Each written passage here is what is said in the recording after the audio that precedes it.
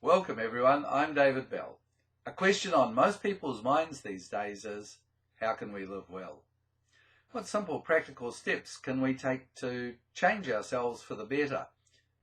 Any number of life coaches, personal trainers, self-help courses offer that exact possibility. But I wonder, how much actually changes? Do people remain stuck in a rut? Are they stopped by the roadblocks and can't find a bypass? Over decades of professional life as a church minister and theological educator, I've seen congregations wax and wane.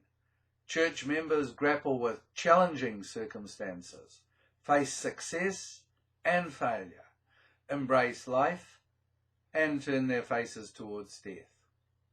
I've seen theology students find their faith, lose their faith, and struggle with the realities of church structures and hierarchy. They find church can be a much harsher taskmaster than many secular organisations. But when it goes well, it seems to provide a depth and quality of life really matched elsewhere. Why do some people achieve outward success but beneath the surface are plagued by gnawing doubts about their personal adequacy? And others never get started and give up before they try. I've learnt one obvious thing that sheds some light on these matters. Fear of failure puts a big barrier on the road ahead.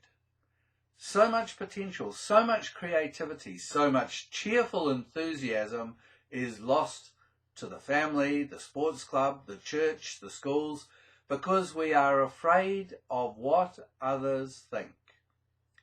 We don't want to be seen to have tried and not succeeded. We feel small and unimportant when we think we've failed. Sometimes this fear of failure takes hold in group life, an organising social committee, a school board, church leaders. None are immune. No one on the board wants the school to get a bad name. Every church leader wants a thriving congregation. Yet it usually remains nebulous, desirable, but ultimately unachievable. So we don't begin to change, or our group doesn't begin to change, because our fear is self-fulfilling. Now here's one not so obvious fact that I've also noticed, that most times can get us around the roadblocks. In a deep psychological sense, our individual identity is totally bound up with our memories. As the wonderful Oliver Sacks succinctly put it, we are our memories. When memory is destroyed, personality diminishes and a cohesive sense of identity disintegrates. When we remember, we become who we are. Yet we're also more than our memories. In ordinary speech we use phrases like body and soul, heart and mind and spirit, and so on. So we can say that we are our memories plus. Even more than that, our memories are never just our own. Human memory is communal, carried by what the biologists call memes. Memory is a golden key to overcoming what we are most afraid of, either as individuals or in groups. Virtually everyone knows that to recall an act of kindness done for us changes our emotional state. And when we feel gratitude, interest, admiration, hope, we're drawing on a pool of positive memories which reinforce our sense of identity, our feelings of belonging. So in this 4-part series, we will touch on how to live well by activating our individual and group memories. In number 2, we'll use the Danish concept of Hygge in daily life. In number 3, we'll use the principles of design for self-reflection and prayer. And in number 4, we'll use music combined with story for personal inspiration. I promise there'll be no dramatic turnaround that gets you instantly started on a more creative and inspirational path for living, but with a little quiet reflection and active remembering, you'll find you're much further along than you could have imagined. Now, how does this work?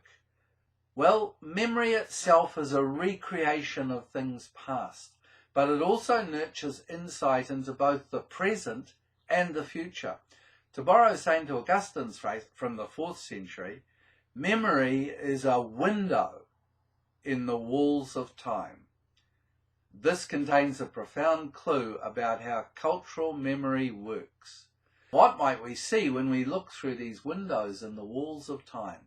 The past is like a vast panorama spread out before it. It's complete, but it's so big, inevitably we only comprehend a microcosm of it. It's like an infinity of memes playing within us, not at a conscious level, but much more deeply. And some of these memes surface into our thoughts as archetypes. This window in the walls of time exerts its influence on our consciousness. The archetypes speak across time, culture, place. Inside our own memories are hints of where we've come from, who we are, and what we might yet become, not just as individuals, but the human species within God's creation. To help us live well, we need to work with these memories. Now, you can learn more about this in the video series Carl Gustav Jung and the Psyche, exploring the contours of a 21st century soul. Visit our website, kiwiconnexion.nz. Now, do subscribe, like and share on YouTube, purple yellow button below right, and on Facebook. And thanks for watching.